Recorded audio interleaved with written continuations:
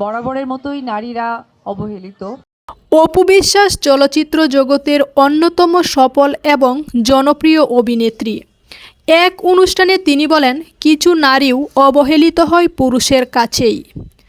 জীবন ভীষণ ছোট, কিন্তু কাজ করতে হবে প্রচুর। সে কাজের মধ্য দিয়ে বেঁচে থাকতে হবে পৃথিবীর মানুষের কাছে। অভিনেত্রীর কথায়, সংসার জীবন বা নিজের জীবনে নারী হিসেবে যে কোনো জ্বর আসতেই পারে। আমাদের মানুষ হিসেবে দায়িত্ব সেটাকে সামলে নিয়ে এগিয়ে যাওয়া। এর উদ্দেশ্য হচ্ছে আমাদের থেকে অপর প্রান্তে কেউ যেন কিছু শিখতে পারে। আমাদের সকলের লক্ষ্য সেটাই হওয়া উচিত। মা হওয়ার অনুভূতি প্রকাশ করা যায় না উল্লেখ করে অপু বিশ্বাস বলেন, সত্যি বলতে গেলে মেয়েরা কতটুকু সংগ্রাম করে জীবনে মা হয়, এটা যারা মা হয়েছেন শুধু তারা উপলব্ধি করতে পারে। এই অনুভূতি এমন একটা অনুভূতি, এটা আসলে প্রকাশ করার মতো না।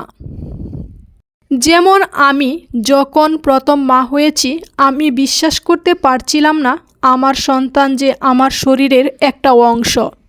এটা যে কি দারুণ একটা অনুভূতি, এখনও যারা মা হয়ননি তারা কিন্তু সেই উপলব্ধি বুঝে উঠতে পারবেন না। অপু বিশ্বাসের ভাষ্য, আমি বাবাদেরকেও ছোট করব না, কারণ প্রত্যেকটা নারীর সামনে এগিয়ে যায় প্রত্যেক পুরুষের জন্য। আমি আজকের যে অপু বিশ্বাস, অবশ্যই সেখানে একজন পুরুষের সান্নিধ্য, ভালোবাসা, দোয়া আছে। প্রসঙ্গত, অপু বিশ্বাস কোটি টাকার কাবিন দিয়ে 2006 সালে পরিচিত পান। এর আগে কাল সকালে সিনেমায় পার্শ্ব চরিত্র দিয়ে কেরিয়ার শুরু করেন তার। সিনেমাটি পরিচালনা করেন আমজাদ হোসেন। এরপর শাকিব খানের সঙ্গে জুটি বেঁধে নিয়মিত হন অপু বিশ্বাস। অনেক দিন পর এমন নিয়মিত জুটি পায় বাংলা সিনেমায়। কেরিয়ারের জনপ্রিয়তার তুঙ্গে তখন অপু বিশ্বাস, কারণ তখন শাকিব খান মানেই তিনি। সমালোচকদের মতে সালমান শাহ ও শাবনূর এরপর এতটা সফল কোনো জুটি আসেনি এখনও।